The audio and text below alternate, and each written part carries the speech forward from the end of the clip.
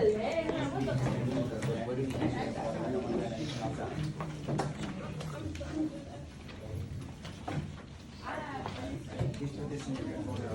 you had the other part. I could have made this one.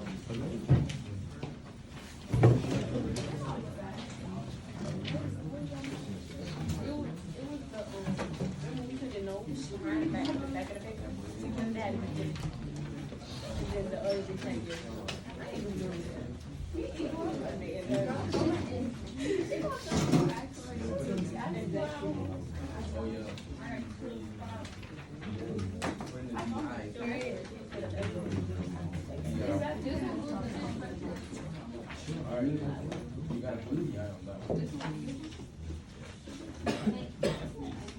We can write on both of these. Both these papers?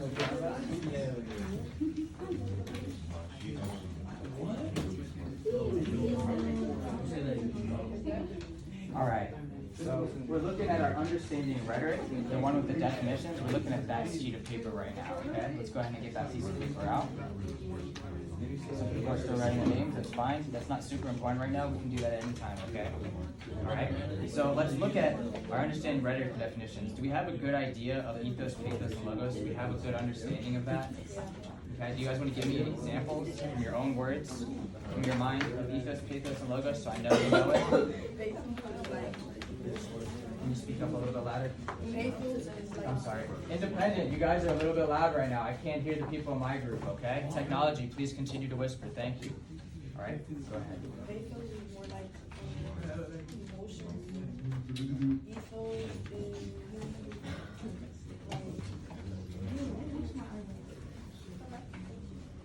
Right, the reputation of the speaker, okay? And so when we're using ethos, pathos, and logos, we're using those techniques to convince us, right? Convince us using the reputation of the person, right? Or they might convince us using our emotions, right? And the places where we see ethos, pathos, and logos a lot is in advertising. We see it a lot in advertising, okay? And in political speeches. We'll see politicians try to convince us of something using pathos a lot too, right? When they're trying to say we should be afraid of these people, we should be wary of this, and they might use like something like the world will go away, like all of society as we know it will cease to exist, right? If we let this bill pass, right? What they're saying is that everything will be bad, right? But they're not really letting you know why it will be bad, right? So when they do that, they're using emotions. They're drawing on your emotions to convince you something. But they're not using facts. They're not saying if this bill passes, then everyone will make 10% less, on each paycheck, right? He's just saying if this bill passes, then no one will be happy and everyone in America will be sad, right? But that's not really letting us know why with logic, is it, right? So when we use logic to convince people of stuff, we use facts and figures, right? We have our examples here. Can you read the examples for logic? chocolate ice cream chocolate flavored Edwin, Andrew, sit right here. Do your work right here. There's a desk right here for you.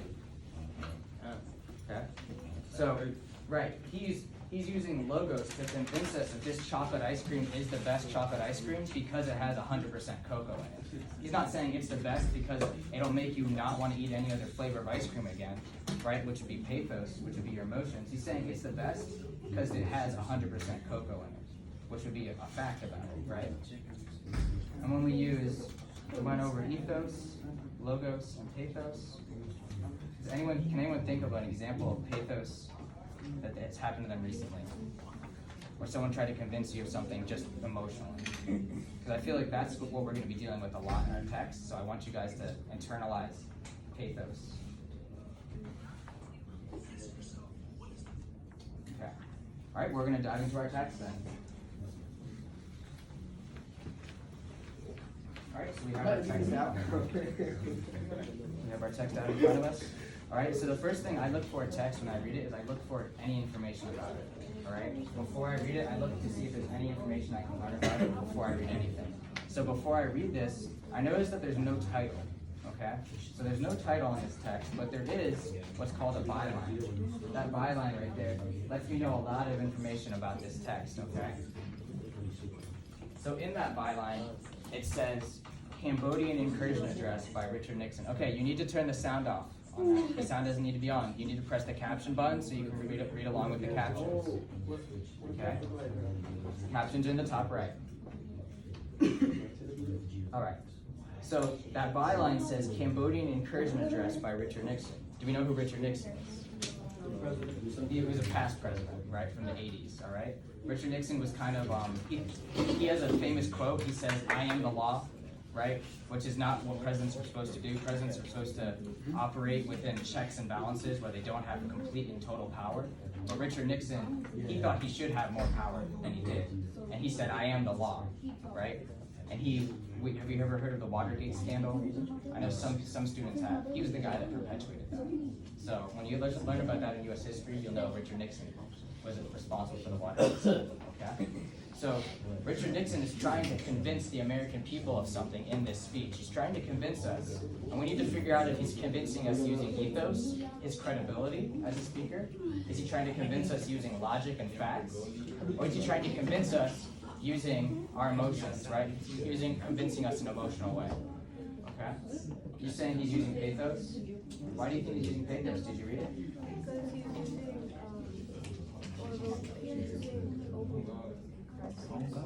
He's using really strong language to create a hyperbole, right? To over-exaggerate the situation, to appeal more to our emotions. I agree. Okay. So yeah, we should be looking for strong words. Strong language is usually a good indicator of pathos too. Okay. So let's start reading. Okay.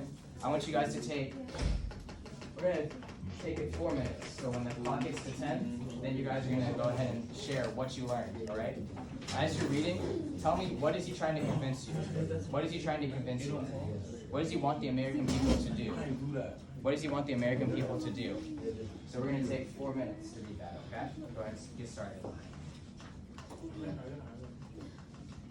Alright, so we're reading this. We only have 4 minutes. We're thinking about, what does he want the American people to do after hearing his speech?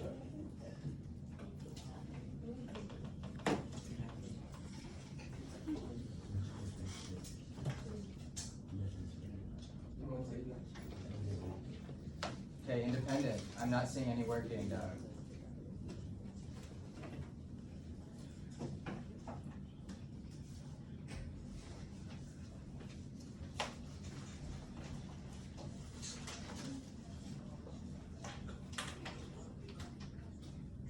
Andrew, there's a desk right here. There's no need for you to be on the floor. Okay.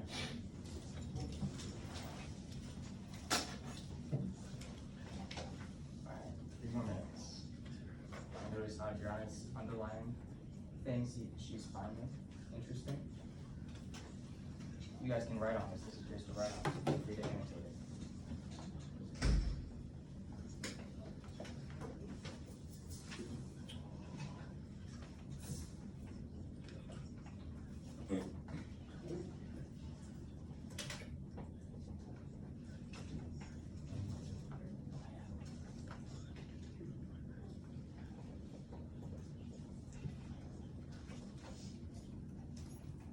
Put a thumbs up on your desk when you're done reading. Make sure you have a good idea of what he's trying to convince you of.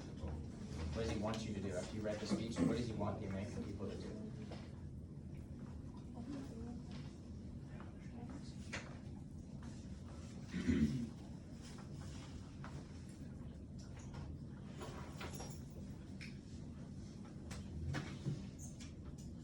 There you go. 2 more minutes.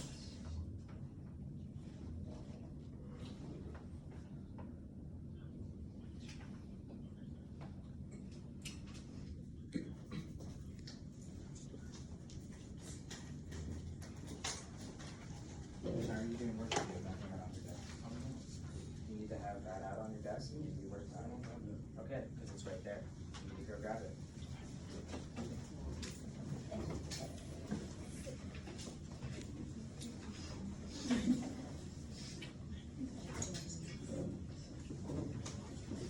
Alright, I'm getting the impression we're just about finished reading, so I'm going to ask you guys, what is he trying to convince us to do? What does he want us to do?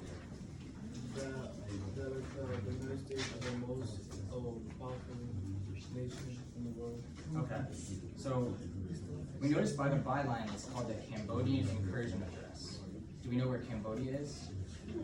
Okay, Cambodia is a country in Southeast Asia. Okay. And at this time in America, this is the 80s, and in the 60s and 70s, we just got out of war with another country in Southeast Asia called Vietnam. Okay. So this is another country that we're in a similar conflict with. Right? We're in a similar conflict with this country called Cambodia. Do we know what the word incursion means? Do you have an idea? Does it look like any words you might have seen before? You said encouragement. Incursion? Does it look like? Like encourage, like. Boost you up. No, incursion and encourage. Oh, encourage. Yeah, they're different, right? It's Oh, I encouragement, yeah. They're similar. It's a homophone. Sounds a little bit I like. feel like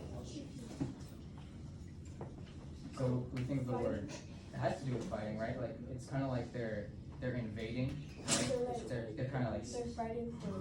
they're stepping their foot on our side of the tracks, right? Like they're trying to they're trying to invade us, right? They're trying to, right? So when you think of incursion, we think of someone making threats to us, right? They're giving us a reason to see them as a threat, okay? So he's saying that Cambodia is a threat, okay? He's addressing it. When someone makes an address, they're making a speech.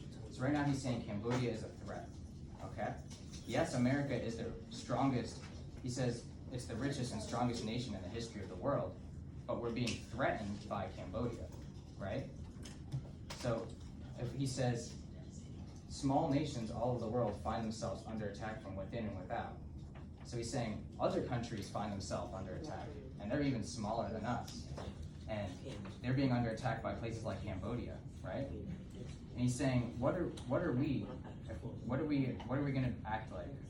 What do we act like if we don't do something about this? What are we being? He says we act like a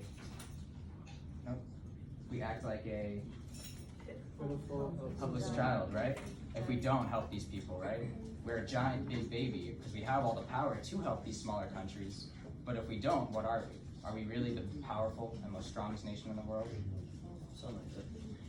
No, right? Are you really the strongest and most powerful nation in the world if you're not going to go out of your way to help people who are in trouble, who need it? Okay. So what do we think Richard Nixon wants us to do? What's his purpose? What is his purpose? To make the United States the most powerful nation. Okay.